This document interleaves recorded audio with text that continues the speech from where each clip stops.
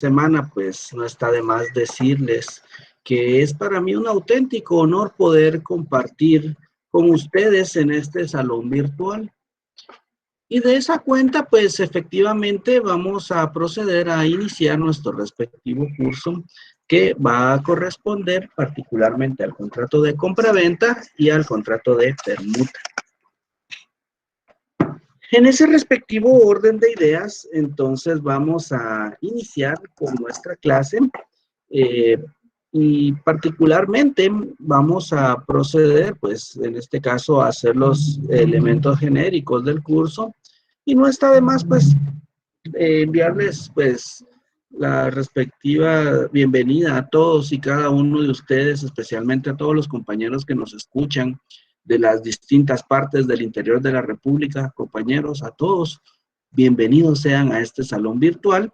Y de la misma manera, pues, saludos también a los que nos acompañan de nuestras sedes cercanas, ¿verdad? Los que nos acompañan de la ciudad capital, los que nos acompañan de la sede de Villanueva, los que nos acompañan de la sede de San Miguel Petapa, y todas las sedes a nivel nacional que nos están visitando y nos acompañan en este salón de clases virtual, pues buenas tardes a todos.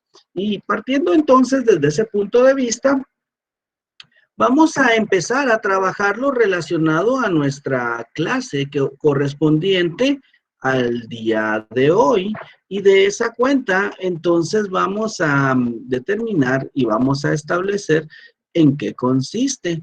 Y es que nuestra clase de hoy particularmente va a partir o va a tener su elemento general con base a lo que para el efecto establece el Código Civil. De esta cuenta, el Código Civil tiene a bien establecer lo relacionado a la compraventa de bienes inmuebles.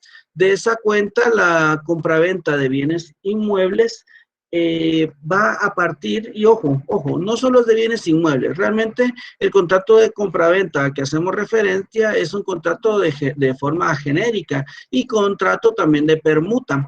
Y en el transcurso del presente curso vamos a obtener como objetivo que ustedes como estudiantes de la Universidad Rural de Guatemala conozcan de los contratos típicos regulados en la legislación nacional. ¿Qué quiere decir eso? Se pretende entonces de que ustedes conozcan y tengan amplio conocimiento de los contratos que para el efecto regula, en este caso, que para el efecto se regulan en marco a el ámbito típico legal y consecuencia de ello, entonces vamos a trabajar el contrato de compraventa. Del contrato de compraventa podemos establecer de que es un contrato traslativo de dominio, cuyo efecto inmediato es la transferencia de dominio de la cosa. ¿Qué quiere decir esto, compañeros? Evidentemente, en marco a la transmisibilidad de dominio de la cosa, estamos haciendo referencia particularmente a que la cosa, o es decir, el bien o lo que se pretenda trasladar de dominio, va a tener ese ámbito particular,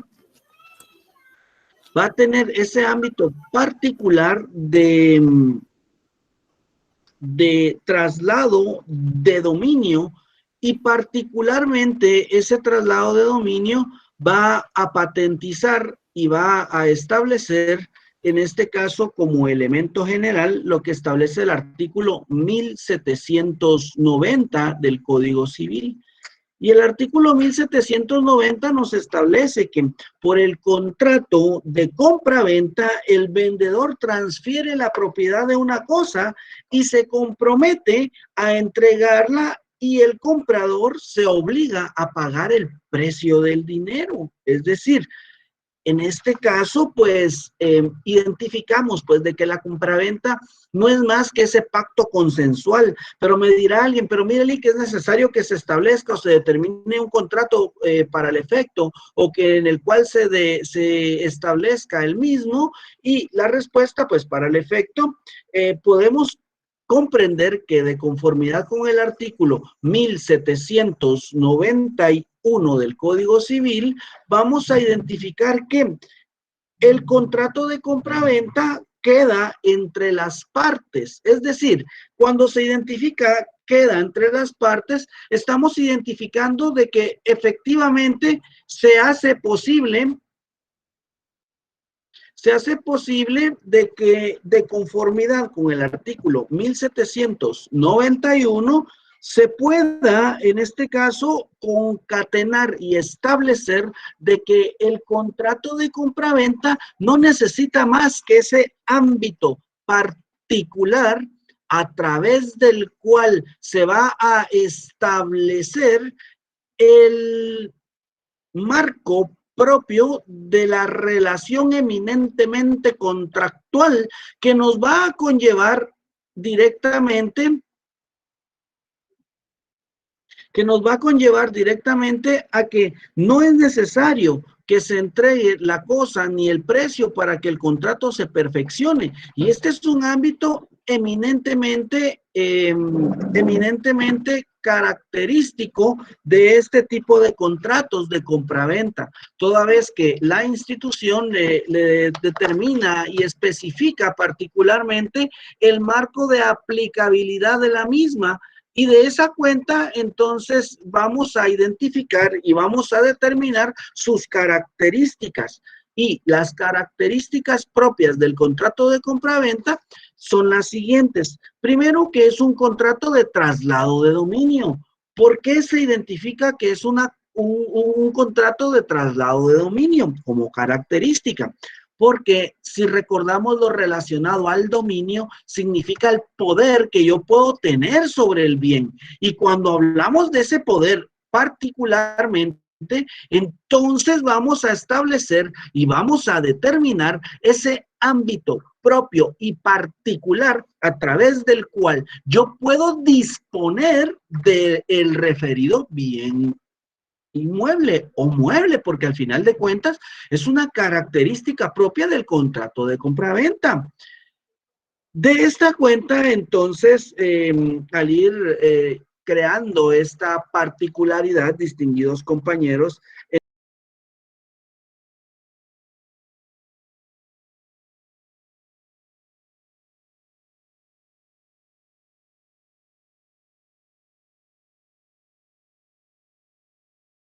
entonces vamos a identificar entonces de que el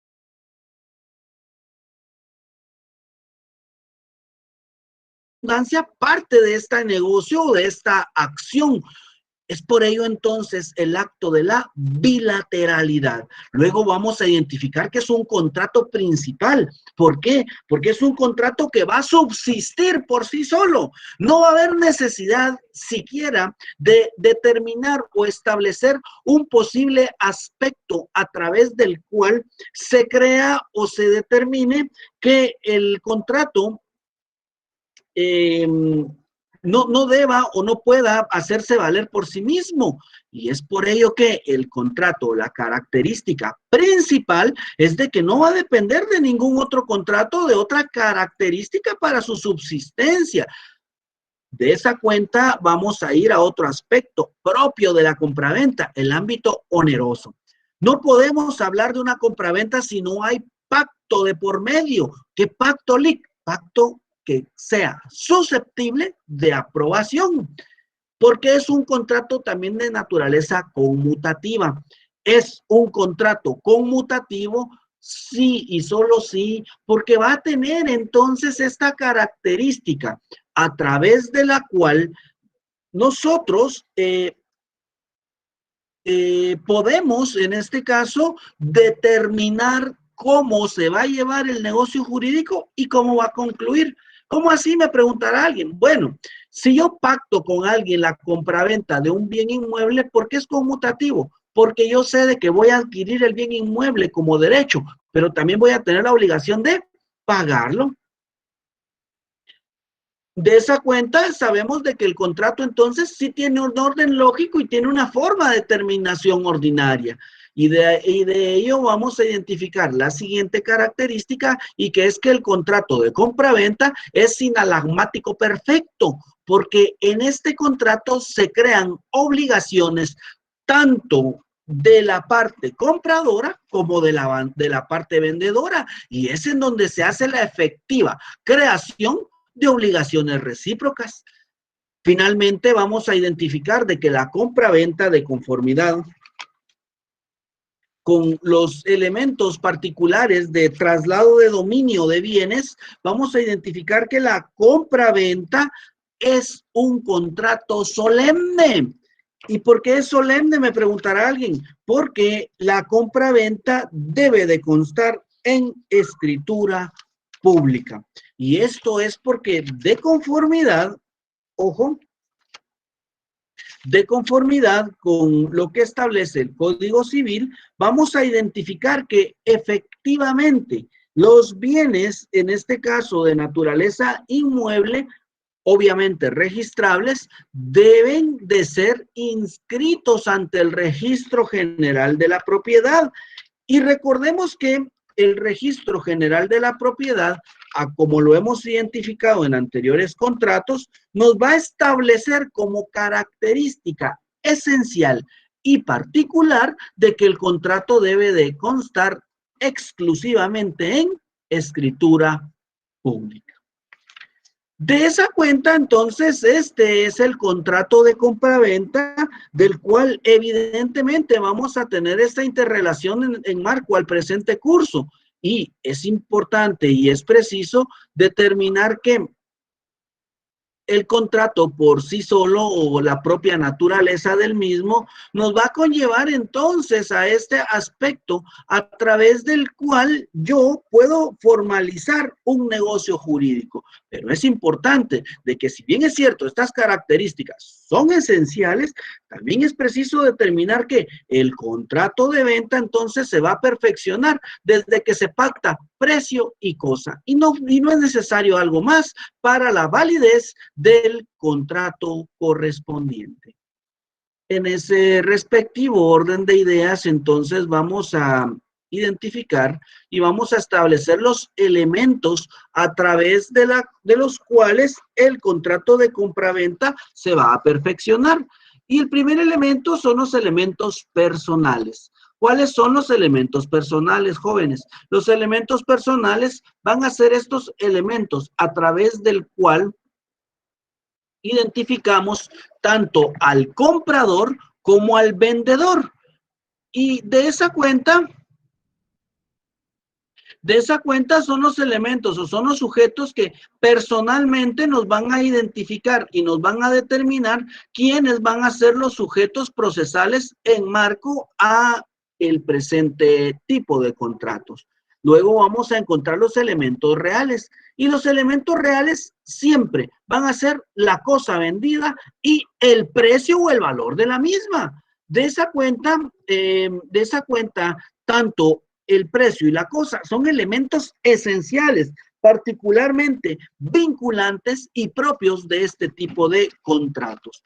Finalmente, vamos a identificar lo relacionado al contrato en cuanto a su forma. Y es que en cuanto a la forma, he de decirles que efectivamente deben de ser inscritos los bienes definitivamente cuando, de conformidad con el artículo 1808 del Código de Trabajo, perdón, Código Civil, vamos a identificar que la cosa vendida fuera inmueble o derecho real sobre inmuebles prevalecerá la venta que primero se haya inscrito en el registro. Es decir, este artículo 1808 nos está estableciendo como carácter lo relacionado a la inscripción de dominio de la misma. Y de esa cuenta, entonces, el contrato de compraventa, al ser o el deber ser inscrito en marco al registro general de la propiedad, estamos haciendo referencia entonces que el contrato se va a formalizar a través de una escritura pública. De esa cuenta y previo a iniciar con las modalidades de la compraventa, voy a proceder ahora mismo a darles un tiempo para que ustedes puedan realizar sus respectivas preguntas. Tengo las 15 horas con 57 minutos.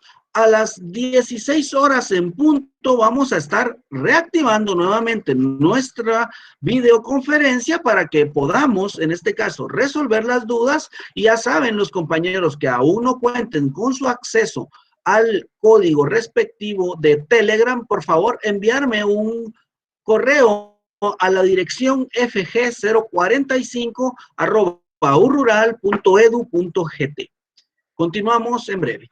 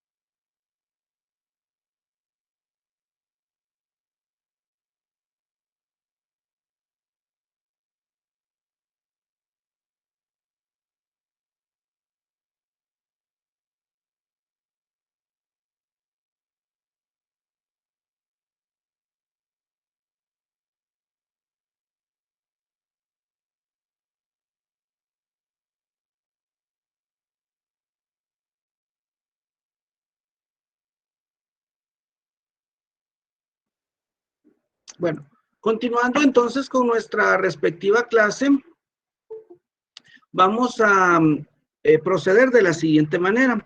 Nos pregunta el compañero Walter sobre el pacto de retroventa. Bueno, el pacto de retroventa es una prohibición. ¿Y en qué consiste? La retroventa es pactar en una compraventa que yo voy a volverle a vender al mismo vendedor. O sea, lo que pretende en este caso el contrato o lo que pretende el pacto de retroventa limitar es, pretende de que no se simulen negocios jurídicos que tiendan en este caso a un traslado de dominio para desobligarme de una obligación, valga la redundancia, y consecuentemente a ello, una vez haya transcurrido la obligación, que exista la devolución del mismo. Y eso es lo que pretende el pacto de retroventa, que no se lleve a cabo para evitar pueda transgredirse el derecho a un tercero, y tomando en consideración que sería en este caso un fraude de ley, ¿verdad? No quedó claro la reserva de dominio. Bueno, todavía no hemos hablado de la reserva de dominio, Vilma. En breves minutos vamos a hablar de la reserva de dominio y yo les voy a explicar en qué consiste. El artículo 1808 dice que sería inválida la venta anterior a la fecha. El artículo 1808, y este sí es un artículo bastante atípico. Si la cosa fuere vendida inmueble o derecho real sobre inmueble, prevalecerá la venta que primero se haya inscrito en el registro y sin ningún vacío será válida la venta anterior en fecha. ¿Qué quiere decir esto? Digamos, en este artículo hay una serie de consecuencias, ¿verdad? Y particularmente es un artículo que no les digo que no sea aplicable, sino que efectivamente la Corte Suprema de Justicia, a través de las distintas sentencias y resoluciones correspondientes que forman parte de la doctrina judicial, de la doctrina legal también, vamos a identificar entonces de que este tipo de contratos particularmente surgen, y es que tenemos que entender del dominio. Cuando entendemos el efecto del dominio, entonces entendemos cuál fue el primer traslado. Es decir, si yo tengo un bien inmueble, ¿sí? Y se lo voy a vender aquí a Betsy. Betsy Reyes, ella es mi compradora. Betsy viene y compra el bien inmueble, pero no lo inscribimos. Viene y acá el compañero Wilmer Gutiérrez, el compañero Wilmer, él viene y me dice, mire, le compro el bien inmueble porque en el registro de la propiedad aún está mi nombre. Y ojo, viene Wilmer y él lo compra, lo inscribe y demás. Ahora bien, pregúntense ustedes, ¿tenía yo dominio de la propiedad? Ojo, y esto se los digo porque el registro general de la propiedad particularmente me va a certificar ese ámbito de propiedad, pero ojo, el dominio ya no era mío. Yo ya había hecho una disposición del dominio al vendérselo a Betsy, y de esa cuenta Betsy puede reclamar.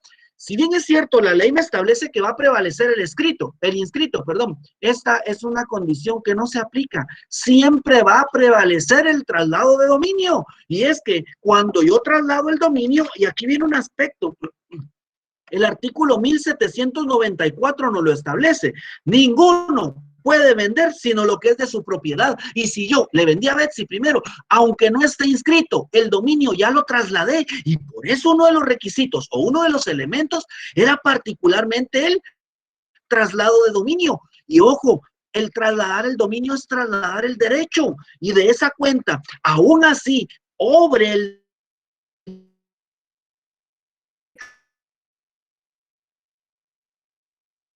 inscrito, yo al evidentemente hace que el negocio que yo realicé sea nulo. Y me preguntará alguien, pero Lick, está su nombre. Sí, pero yo ya dispuse del dominio. Y eso es lo que quiero que les quede claro, porque particularmente en la legislación, este aspecto nos puede generar incluso dudas o generarnos consecuencias de creer o dubitablemente pensar de que pueden haber elementos de que tiendan a estafar o causar un detrimento al patrimonio de la persona.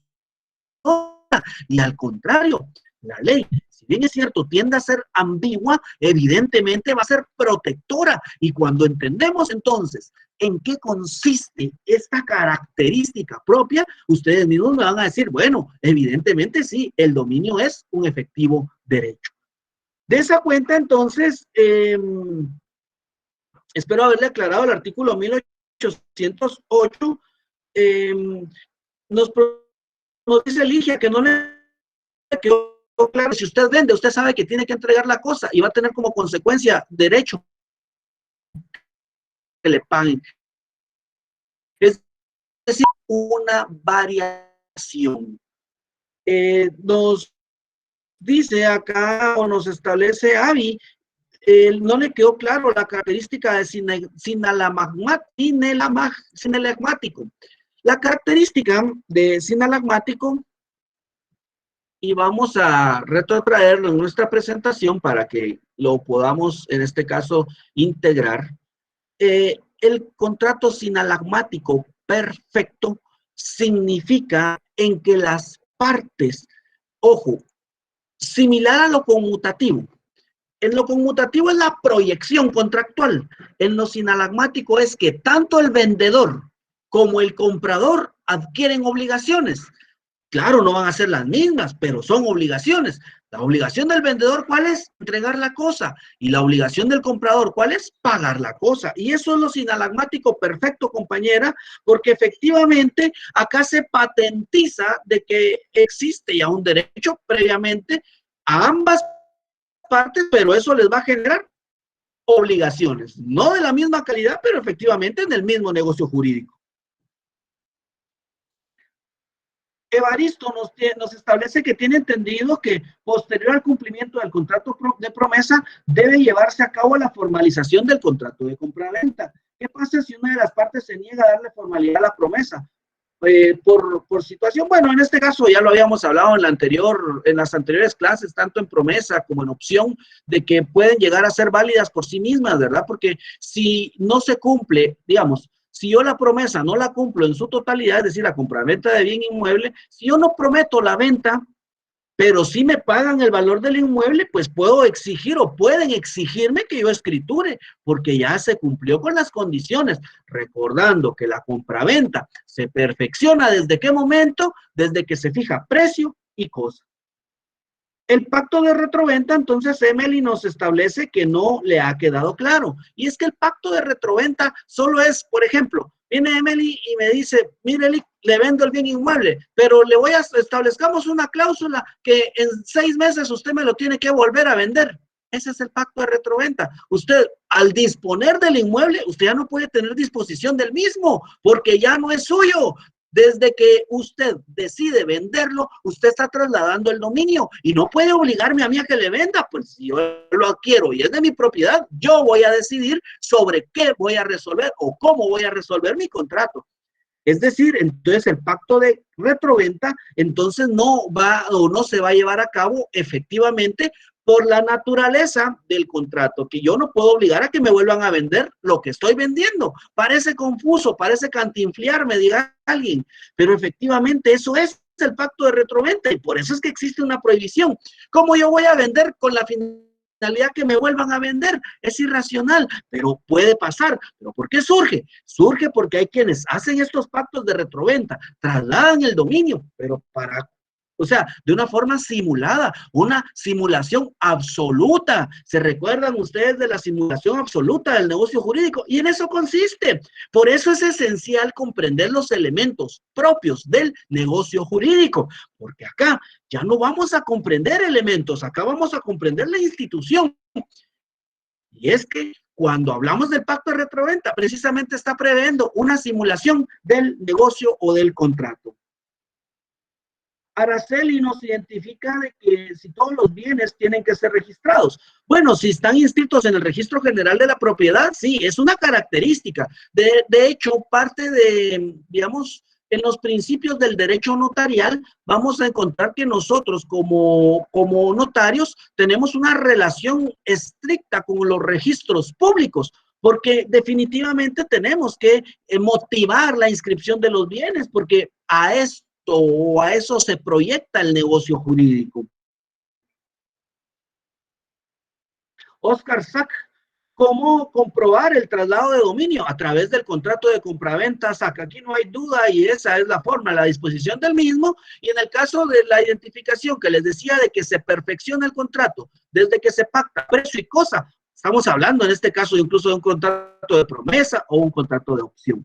O incluso me dirá alguien, pero mire, Licky, si no se formalizó, pues también pueden ser contratos verbales. Recordemos que la compraventa no solo es de bienes inmuebles, puede ser de cualquier bien. Bueno,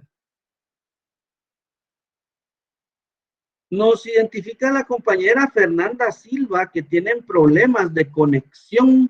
No sé si alguien está teniendo los mismos problemas, por favor que me puedan confirmar esto pues para no avanzar más del curso y obviamente no tener que repetir todo, ¿verdad? Tomando en consideración que del mismo se pretende que todos estén modulando la información, pero no sé si será el mismo problema de todos, compañeros, si ustedes me lo pudieran identificar, por favor. Nos pregunta Daniel, ¿qué pasa cuando una persona vende una casa, por ejemplo, y la persona que lo compró ya falleció y nunca lo pasó a su nombre y la propiedad queda abandonada? ¿Esa persona que vendió le puede reclamar que es suya? No, porque ya trasladó el dominio, ya está el contrato y si bien es cierto, no está inscrito, que era lo que les identificaba, no puede, digamos, el que ya vendió, ya trasladó el dominio y ya patentizó su contrato correspondiente. De la misma manera, nos identifica en este caso, bueno, permítanme un segundo, si me están confirmando que tienen fallas de traslado de información.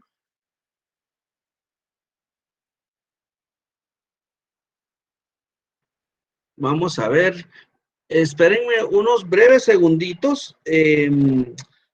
Voy a reiniciar en este caso la conexión a internet. Permítanme un segundo. Voy a reiniciar la conexión a internet y vamos a ver.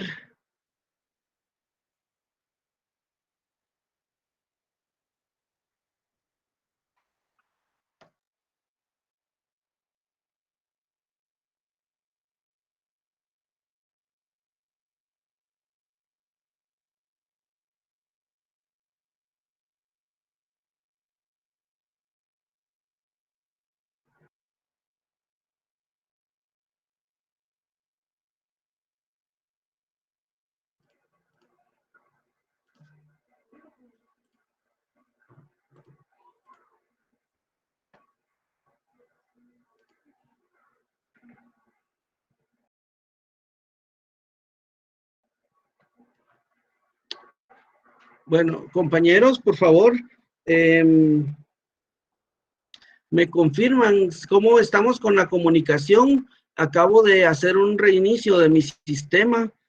Por favor, si ustedes me confirman, sí sería pertinente, ¿verdad? Para efecto de poder llevar a cabo, en este caso, el, el curso o la continuación del curso. Solo sí les voy a suplicar, compañeros, por favor, los que están conectados a través del curso correspondiente en la plataforma de Classroom, por favor, sí les voy a suplicar si ustedes pueden apagar sus cámaras, si pueden apagar sus respectivos micrófonos.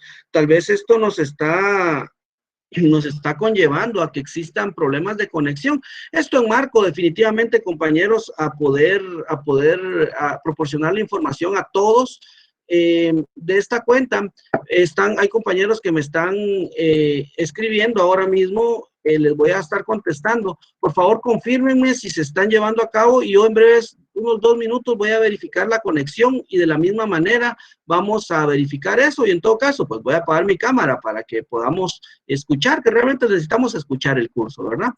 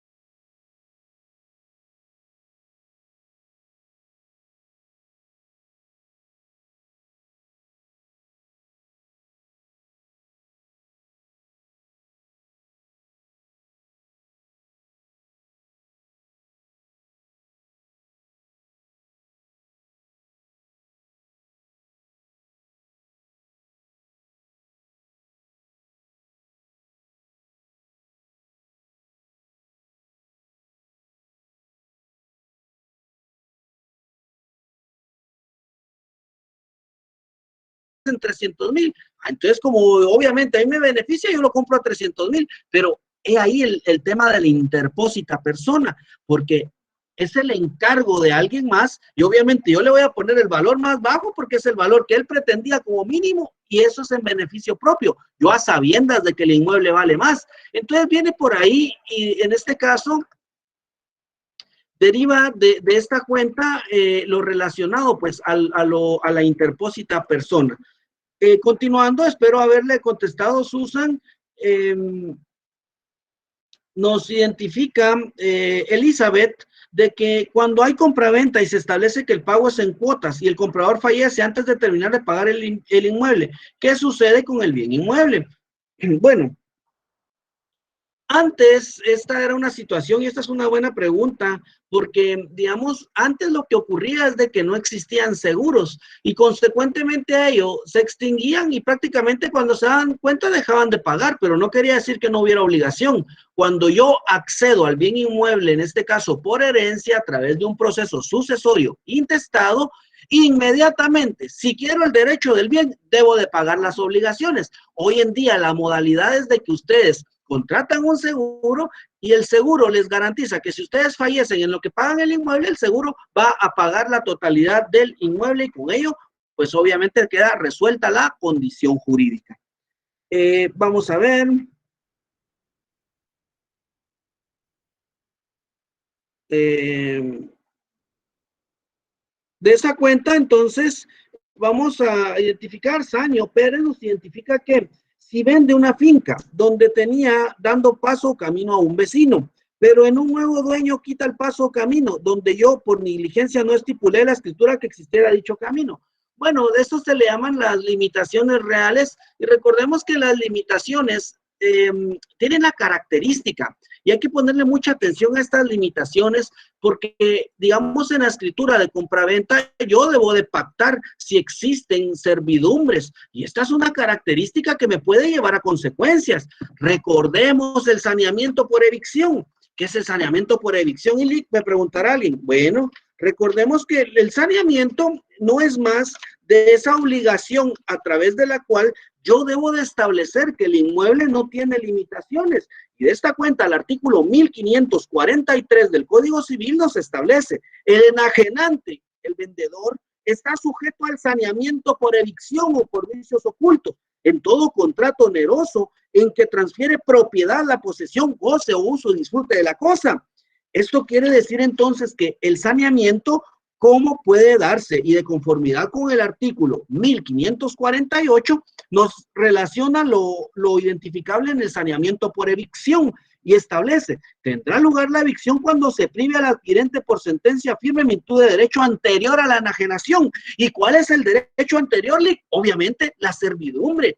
Por eso es de que en todos los contratos ustedes van a encontrar una cláusula que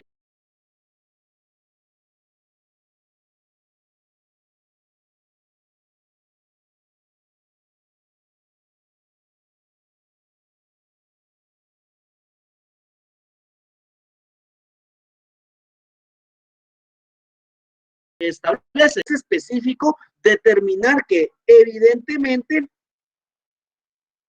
si yo enajeno, y aquí pueden haber consecuencias, compañera, porque en su caso no establecer de que existían gravámenes o limitaciones. Ojo, esto no quiere decir que el derecho de paso se vaya a limitar, pero puede que a usted le vaya a generar en algún momento daños y perjuicios por no avisar.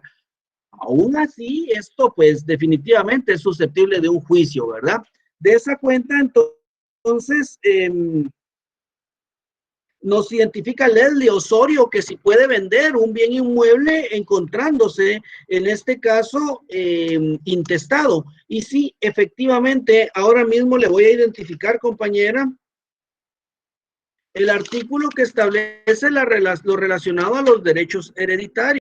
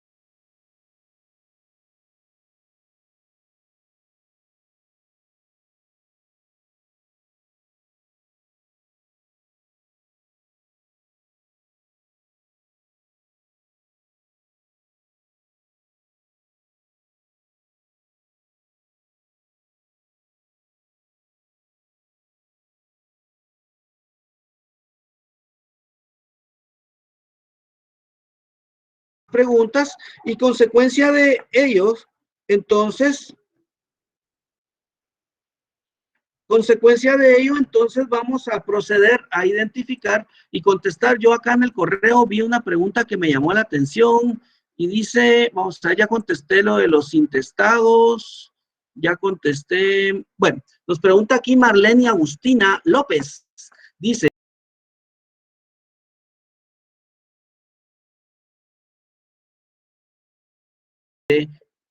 ¿puede o qué se haría en el caso que una persona haya vendido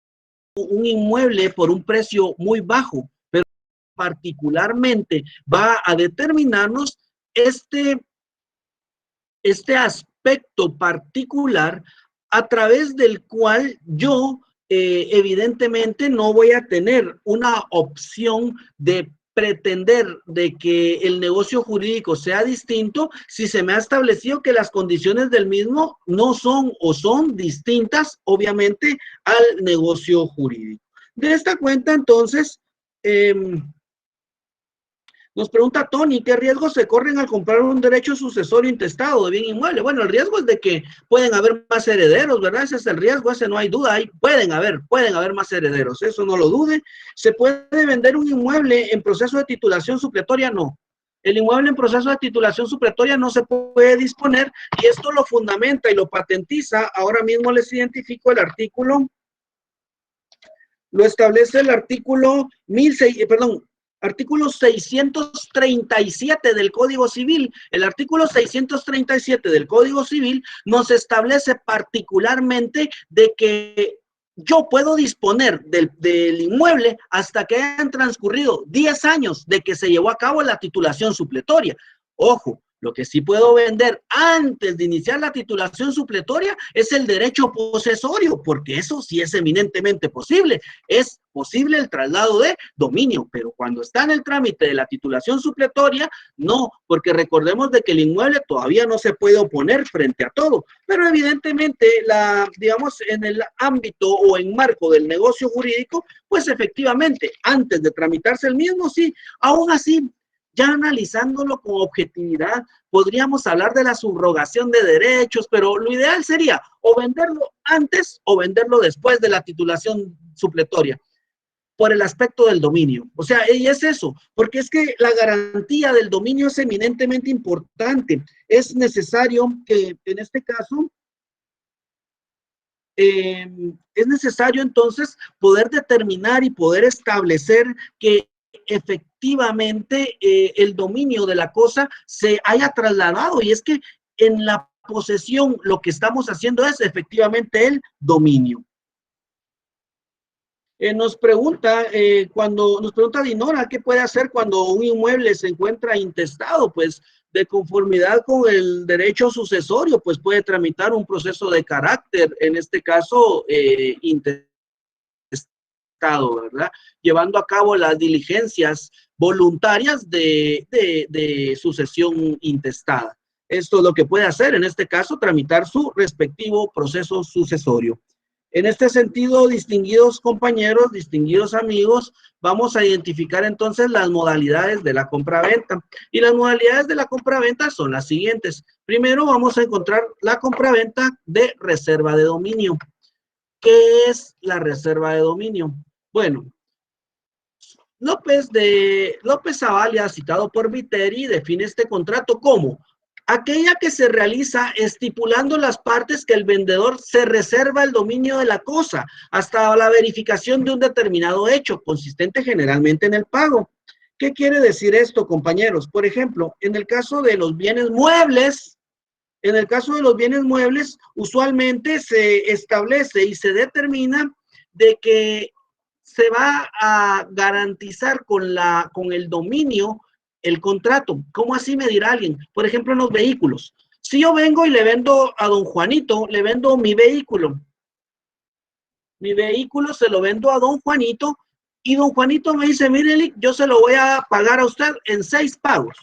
Entonces, mi vehículo tiene un valor de 10,000 quetzales y él me va a dar aproximadamente 1,800 quetzales de pago en forma mensual durante 6 meses.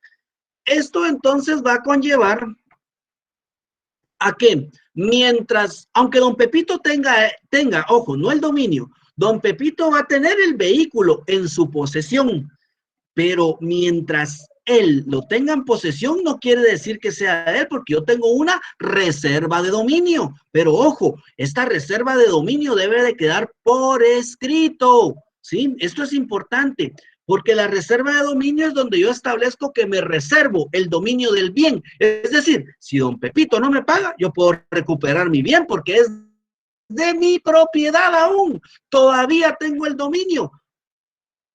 Y me preguntará alguien, entonces don Pepito no tiene nada. Sí, tiene el derecho y la posesión del mueble, pero no tiene el dominio. Es decir, don Pepito no puede venderlo hasta que no me pague. Y esto suele darse, por ejemplo, en maquinarias, ¿verdad? Hay maquinarias que son, bueno, identificábamos un vehículo, ¿verdad? Pero bueno, pueden haber vehículos que son de valores también altísimos, ¿verdad? Pero normalmente suele ocurrir también en maquinaria, ¿verdad? Por ejemplo, esas máquinas industriales normalmente tienen esa característica, a través de la cual podemos identificar y podemos determinar de que la modalidad de pago es extensa. Entonces hay quienes venden el bien mueble, pero lo dejan bajo reserva de dominio, que si no paga, pues van a traer su maquinaria y se toma en este caso como pago de daños y perjuicios lo ya cancelado, porque eso es parte de la reserva de dominio. De ahí vamos a ir a la compraventa de carácter o el negocio condicional, y es la compraventa sometida a una condición, de tal forma que la adquisición de derechos depende de acontecimientos que constituyan la condición. Fundamentado en este caso en el artículo 1269 y 1278. Entonces vamos a ir al artículo 1269. Y el artículo 1269 nos establece negocios jurídicos condicionales. En los negocios jurídicos condicionales, la adquisición de los derechos, así como la resolución o pérdida de los ya adquiridos, dependen de acontecimientos que dependen de una condición. El artículo 1269, 1278 por su cuenta nos establece la condición resolutoria expresa y opera de pleno derecho. ¿Qué quiere decir esto? Efectivamente, en cuanto a los negocios jurídicos condicionales. Por ejemplo, van a encontrar ustedes como elemento propio o como elemento particular el contrato de compraventa en la modalidad leasing. ¿Cuál es el contrato de compraventa en la modalidad leasing? Hoy en día está de moda el contrato que se denomina el arrendamiento con opción a compra. ¿Y cuál es la condicionante? La condicionante básicamente va a radicar en que yo voy a pagar, en este caso, el inmueble, efectivamente determinando precio y cosa de la misma. Pero ojo, se va a llevar a cabo el mismo, hasta el momento en que termine el arrendamiento, y es en donde yo accedo a la compra, ya habiendo pagado un valor de el mismo. Y ese es el negocio jurídico condicional. ¿Cuál es la condición? Cumplir el contrato de arrendamiento. Por eso se llama contrato de arrendamiento con opción a compra. ¿Cuál es el negocio jurídico condicional? Entonces, cumplir lo anterior. ¿Y qué es el anterior? El arrendamiento. Y eso va a ser también ya como parte abono a la compraventa del bien inmueble. Esto también entonces, jóvenes, es vinculante, ¿verdad? En cuanto a los propios negocios. Luego vamos a identificar la adjudicación en pago. Y es que de conformidad, digamos, la adjudicación en pago no se puede considerar como una compraventa. Sin embargo, existe porque, digamos, la adjudicación en pago deriva de una obligación preexistente, pero la adjudicación en pago puede ser, por ejemplo, si yo no tengo el efectivo, yo puedo adjudicar en pago. No existe una compraventa. La doctrina la califica como tal, pero lo califica por la condicionante a través de la cual, al yo adjudicar en pago, prácticamente dispuse del bien. Es el traslado de dominio y cumple los mismos presupuestos, pero normalmente no va a ser el mismo valor del inmueble, tomando en consideración que una adjudicación en pago, efectivamente me voy a quedar sin el inmueble, efectivamente se va a cumplir la condición resolutoria, pero particularmente debemos de entender y establecer de que efectivamente la misma se va a llevar a cabo, sí, y solo sí, en este caso existe una obligación preexistente que normalmente son deudas. La cesión de bienes, 1416 del Código Civil. La cesión de bienes, yo particularmente también le denomino la sucesión de derechos. ¿Por qué? Porque definitivamente la cesión de derechos nos va a conllevar a ceder los derechos que yo puedo tener sobre un bien inmueble. Y el artículo 1416 nos establece que el deudor puede hacer cesión a bienes a sus acreedores cuando se encuentra en la imposibilidad de continuar sus negocios o de pagar sus deudas. Y la cesión de bienes entonces viene a ser exactamente la adjudicación en pago. Y efectivamente en la adjudicación en pago, o como diferencian con la cesión de bienes, es que la adjudicación en pago es incluso hasta de carácter judicial, porque cuando yo no cumplo la obligación, cuando yo no cumplo con el contrato de compraventa a plazos, por decirles algo, y me ejecutan el derecho o el título que yo tengo de crédito, pues se va a adjudicar en este caso el pago por los bienes que yo pueda tener. La cesión de créditos, exactamente la misma característica de la cesión de bienes, solo que en el caso de los bienes pueden ser efectivamente bienes muebles o inmuebles. Cuando hablamos de los créditos son eminentemente títulos de crédito que forman parte a ser bienes de naturaleza mueble. Los derechos sucesorios, de conformidad con el artículo 922 y 1806, efectivamente puedo establecer la sucesión de derechos hereditarios. Luego vamos a encontrar los inmuebles urbanos y rústicos. La diferencia es de que efectivamente en el urbano se van a llevar a cabo por las reglas de compraventa y que se quiere o que se requiere que se formalice la compraventa en escritura pública. ¿Cuáles son los urbanos o rústicos?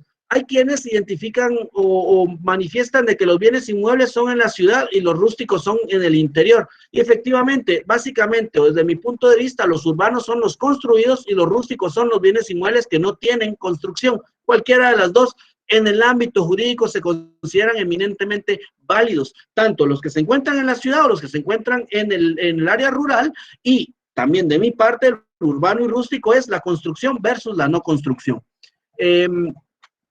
Cosas futuras y esperanzas inciertas. El artículo 1805 del Código Civil nos va a establecer esa posibilidad, y ya lo habíamos hablado, ¿verdad? Los contratos a futuro, ¿verdad? Por ejemplo, pueden venderse las cosas a futuros antes de que existan en especie y también una especie incierta. Igualmente pueden vender las cosas o derechos litigiosos o limitaciones, gravámenes o cargos, siempre que el vendedor instruya previamente al comprador de dichas circunstancias. Entonces, las cosas futuras siempre van a ser esas que no se van a saber. Lo habíamos hablado ya con los ejemplos que identificamos de las plantaciones de maíz, de arroz, de frijol, o incluso con bienes que no se sabe cuál va a ser el resultado final, pero pueden venderse. Y también vamos a encontrar los derechos de bienes litigiosos, que también son cosas futuras, porque no se sabe. si me va a quedar el bien o me van a quedar los derechos, es decir, el pago del valor. A esto también se le denomina la subrogación de derechos. Luego vamos a encontrar la subasta y remate. Y la subasta y remate puede llevarse a cabo de dos maneras. Uno, de forma voluntaria o de forma judicial. De forma voluntaria, yo tengo un bien y quiero subastarlo. Se vende, mueble, inmueble, lo que sea, en remate, porque me ejecutaron una obligación, es decir, yo dejé de cumplir una obligación, se pide ante el juez el juicio ejecutivo en la vía de apremio y en ese mismo momento se procede a rematar el bien. ¿Qué es rematar? Llevar una subasta al mejor postor. Arrendamiento con opción a venta, que era la que les identificaba como anterior, ¿verdad? Que es un contrato eminentemente accesorio al arrendamiento, pero también deriva o deviene a ser un contrato proyectado a futuro. Bueno, inmuebles hipotecados, su venta es ilícita, de conformidad con el artículo 836.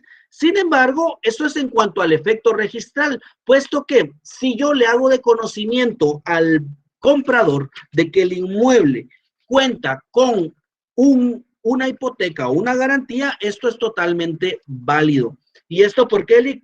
Porque evidentemente, pues, si yo compro un inmueble hipotecado, estoy seguro que si el que me está vendiendo el bien no paga, yo voy a perder el bien. O hay casos en los que se trasladan la deuda. Bueno, usted le sigue pagando al banco y el bien inmueble hipotecado, pues ya está vendido y mientras usted no pague, obviamente le van a ejecutar el derecho. Se establece como venta ilícita, pero realmente es un acto y es ilícita cuando no se le informa o no se le avisa al vendedor, al comprador de que el inmueble se encuentra hipotecado. Y el artículo 836 particularmente nos establece el dueño de bienes grabados con hipoteca podrá siempre enajenarlos o hipotecarlos, no obstante cualquier estipulación en contraria, salvo que se establezca que el contrato se refiera a créditos bancarios. En este caso, entonces, sí puedo hacerlo, salvo en créditos bancarios. Bueno, muebles pignorados. El artículo 1892 nos establece los bienes pignorados. ¿Y qué son los bienes pignorados?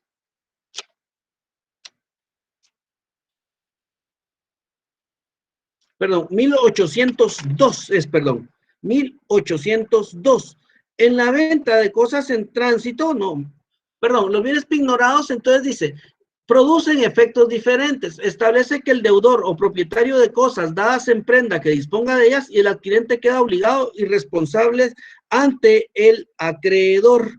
Las cosas pignoradas, normalmente, ¿cómo les explico la cosa pignorada? Bueno, los bienes pignorados recaen particularmente van a recaer sobre bienes muebles que han sido dados en prenda, ¿sí? ¿Qué quiere decir un bien pignorado? Por ejemplo, ustedes han visto estas instituciones como Guateprenda o Chepe te presta y todas estas instituciones que son crediticias y los bienes, solo ojo, por favor, la citación del artículo 1892 está mal citado, entonces no le pongamos atención a esa cita. No obstante a ello, entonces, ¿qué sucede con el inmueble pignorado? Por ejemplo, viene Guateprenda o viene cualquiera de estas instituciones que dan créditos con el bien inmueble, ellos mientras el crédito esté efectivo, mientras yo esté cumpliendo con la obligación, ellos no pueden vender el inmueble pignorado. ¿Por qué? Porque el deudor sigue siendo propietario de la cosa dada en prenda y hasta que éste no deje de pagar, hasta ese momento el inmueble pignorado puede ser vendido. Por lo tanto, en este caso, el bien sí no puede ser vendido porque todavía tiene el dominio en el propietario. Y el propietario solo lo dejó en garantía de pago, es decir, no traslada el dominio. Que es lo mismo que sucede en la hipoteca, solo que en la hipoteca el derecho definitivamente va a prevalecer efectivamente en favor de la persona a quien está inscrita la hipoteca. La mercadería en tránsito. El artículo 1802 nos establece que las cosas que están en tránsito, el comprador podrá resolver el contrato si no llegan en un buen estado y en el tiempo convenido. ¿Qué es la mercadería en tránsito? Yo definitivamente puedo comprar una mercadería que venga en camino, y eso es posible, eso es válido y también es legal. No obstante a ello, si existe atrasos en el mismo, puedo dar por terminado el contrato. Bueno, clases de compraventa. Vamos a encontrar, de conformidad con el artículo 1799, la compraventa al gusto, y nos establece las cosas que se acostumbran comprar al gusto o que las partes convienen en sujetar a prueba. Ojo, y esta es la compraventa al gusto: sujetar a prueba antes de comprarlas, no se consideran vendidas hasta que el comprador quede satisfecho. Por ejemplo, digamos, con estas compraventas al gusto podemos identificar, digamos, bueno, pasa en las calles, ¿verdad? Por ejemplo, no sé si ustedes han pasado o han pasado en las calles y les identifican esas maquinitas para coser, ¿verdad? De esas maquinitas para coser, y dice, mire, pruébelo, y hasta que usted está contento que sí funcionó, usted se lo lleva, porque está seguro que efectivamente funciona. O es lo que sucede, por ejemplo, con estas raquetas para matar insectos, ¿verdad? Que ahí están, pim, pim, pim, y ustedes pueden probar que efectivamente funciona. Esa es una compraventa al gusto, porque a usted ya le garantizaron que efectivamente es el producto y que usted está de acuerdo con la misma. La compraventa sobre muestras. La compraventa sobre muestra lleva implícita la condición de resolver el contrato si las cosas no resultaren conformes con las muestras. Normalmente este contrato de muestras suele darse con las telas, ¿verdad? Por ejemplo, vienen y ustedes son un ente que compra telas al por mayor. A ustedes les llevan una muestra de tela. ¿Qué hacen ustedes? Lavarla, llevar un proceso a efecto de determinar que la tela no sea mala. Si la muestra es buena, se presume que lo que les están vendiendo es bueno. Si no, el contrato puede darse por concluido o, en este caso, resolverse en contra de un contrato que en este caso puede llegar a ser nulo por no haberse entregado lo entregado en muestra. La compraventa en tránsito, ya la explicamos. La compraventa de cosas futuras, ya la explicamos. Compraventa de derechos litigiosos, también. Derechos hereditarios, también. Compraventa de bienes muebles, obviamente bienes muebles que no pueden moverse. Y de inmuebles, artículo 1808, que corresponde efectivamente a los contratos que usualmente se realizan sobre este tipo de bienes. Compraventa ad habeas. El artículo 1823 nos establece que si un inmueble se vende, perdón, si un inmueble se ha vendido determinado expresamente sus linderos, el vendedor está obligado a entregar todo lo que esté comprendido dentro de dichos linderos, aunque haya exceso o disminución de las medidas indicadas en el contrato. Es decir, el contrato ad habeas quiere establecer entonces de que el área o el espacio territorial que usted vende va a contener todo, pero no puede decir usted, bueno, mire, ya le vendí, ahora me llevo mi árbol de mango, por decirle algo, ¿verdad? Porque forma parte de la integridad del inmueble. 1829, compraventa a plazos. Y el contrato de compraventa a plazos definitivamente es la que nos va a establecer de que yo puedo comprar un bien mueble o inmueble con sus respectivos plazos. Puede ser sobre ambas características, pero cuando es de inmuebles puede existir la característica de el siguiente punto, reserva de dominio, 1834. Y el artículo 1834 nos va a establecer entonces la reserva de dominio y que corresponde exclusivamente a reservarme el derecho. El artículo 1844 sí nos va a establecer una característica importante y son los pactos rescisorios. ¿Pueden las partes estipular que la venta se rescindirá si no se paga el precio en cierto día determinado? Sin embargo, el comprador de bienes inmuebles podrá pagar el precio después del día señalado, mientras no hubiera incurrido en mora en virtud de requerimiento. Digamos, el pacto rescisorio básicamente va a conllevar y determinar que si yo no cumplo el contrato, particularmente de pagar la cosa, pues se rescinde el contrato y yo voy a recuperar mi bien. Pacto de preferencia. El pacto de preferencia es a través del cual el vendedor se va a reservar el derecho de recomprar la cosa si el comprador decide venderla. Ojo, si decide venderla o darla en pago a terceros. Me preguntará alguien, pero mírele que ese no es un pacto de retroventa. No. El pacto de retroventa es obligar al que está comprando a que me venda. Ese es el pacto de retroventa. El pacto de preferencia es que si a mí por ejemplo, viene, vamos a buscar el nombre de acá de uno de los compañeros. Vamos a ver, viene aquí la compañera Leti Pineda. Le viene la compañera, Leslie Pineda viene y me vende a mí un bien inmueble. Y me dice, mire, Eli, si usted lo quiere volver a vender, quiere un pacto de preferencia. Ella le tiene cariño al inmueble y dice, no, pues yo lo puedo comprar luego, pero ahora no es el momento. Entonces, si yo decido venderla, ella va a tener una preferencia. ¿Qué va a pasar si yo no le doy garantía? Pues ella puede obligarme incluso a hacer valer su derecho preferente en la adquisición del bien. Ojo, la preferencia no va a ser la preferencia a su modalidad de pago. Es decir, ella no me puede decir, mira, yo tengo mi pacto de reserva y en 10 meses yo le pago, ¿no? Y si yo necesito el efectivo, el pacto de preferencia es inmediato. Si ella puede, bueno, y si no, también se rompe, pero debo de garantizarle este pacto. Los bienes pignorados, nos preguntaba la compañera Leslie, los bienes pignorados son los bienes que han sido dados en garantía. Póngase ejemplo en estos Realice, todos estas Guateprenda, Realice, Chepe te presta, son esos, ¿verdad? A través de los cuales ellos dejan bienes, pero los bienes, por ejemplo, yo tengo una bicicleta, necesito dinero, llevo la bicicleta, ellos me van a dar 300, 500, 600, no sé qué cantidad de dinero, y este bien, mientras yo esté pagando la obligación, ellos no lo pueden vender, no pueden disponer de él. ¿Por qué? Porque sigue siendo mío, y eso es el bien inmueble pignorado. Nos preguntan entonces,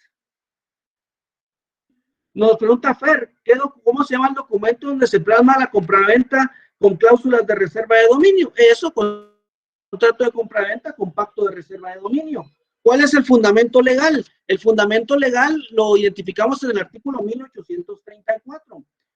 Puede ser, Elisa, nos dice que si puede ser por un inmueble. No, la reserva de dominio solo es sobre bienes de carácter mueble. ¿Por qué? Porque en el caso del inmueble yo no puedo reservarme el dominio, y es que esto, digamos, vean, dice, es válida la venta en pacto de reserva de dominio, mientras el comprador no pague el precio o no se realice la condición. El comprador obtiene la modalidad en la venta de posesión y el uso de la cosa, salvo convenio en contrario, pero mientras no haya adquirido plena propiedad, le queda prohibido cualquier enajenación, gravamen o, en este caso, o de su derecho sin previa autorización escrita del vendedor. Cuando el precio se paga totalmente o se cumple la condición, la propiedad plena se transfiere al comprador. Para este caso, el vendedor debe dar aviso por escrito al registro de la propiedad dentro de los 8 días. Es decir, efectivamente, se puede llevar a cabo dando un respectivo aviso y la falta del cumplimiento será sancionada por multa a través de juez. Entonces, cumpliendo con su reserva, para un inmueble, perdón, entonces sí, Elisa, perdón, la reserva sí efectivamente puede ser aplicada sobre bienes inmuebles, pero ojo, si se encuentran registrados, debe de dar un aviso. ¿Y cuál es la condición? Que no va a trasladar el documento de dominio, sino que va a dar en posesión hasta que le paguen la totalidad del mismo. Vamos a ver. ¿Cuál es el fundamento de la compraventa de preferencia? Vamos a ver, la compraventa de preferencia, ese se lo voy a quedar debiendo hoy, compañero, el compraventa de preferencia, pero vamos a ir al artículo 1800, vamos a ver.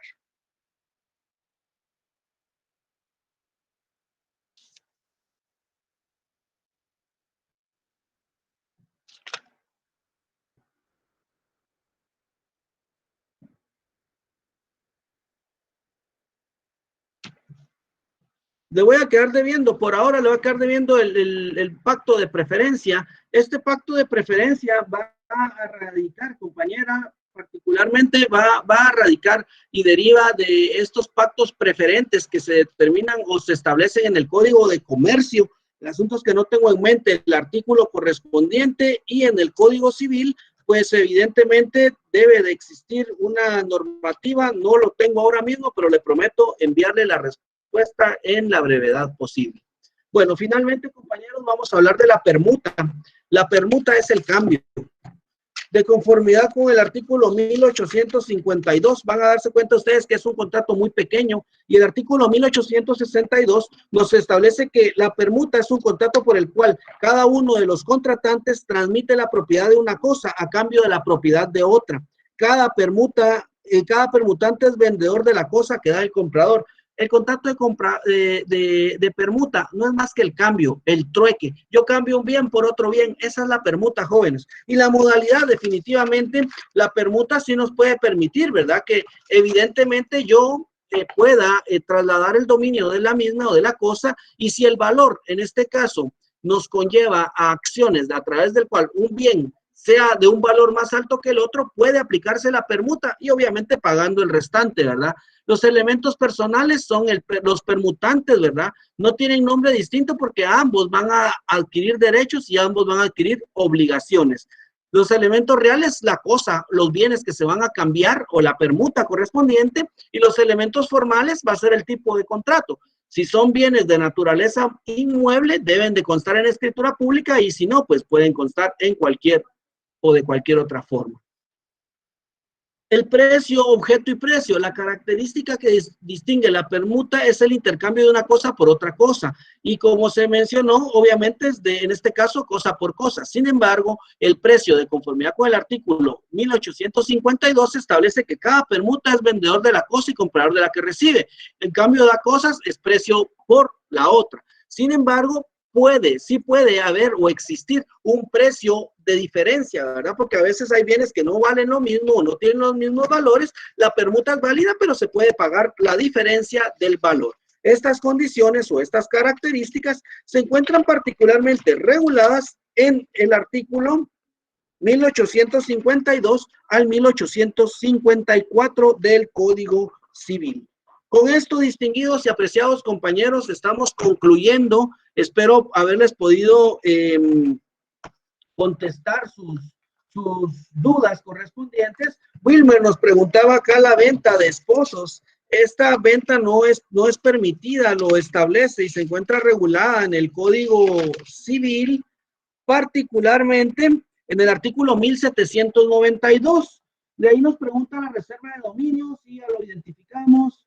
El arrendamiento con acción. Bueno, con esto creo que estamos concluyendo, compañeros, en nuestro respectivo programa, nuestro respectivo curso. De todos modos, la presentación, pues yo les voy a estar haciendo llegar. En breves minutitos van a estar ustedes obteniendo, Fernando, les voy a hacer llegar la presentación del curso para que ustedes la tengan. Y solamente quedo pendiente con ustedes con el pacto de preferencia, la base legal. Es una serie de aspectos, compañeros. Yo se las voy a hacer llegar con muchísimo gusto para que ustedes no tengan dudas al respecto.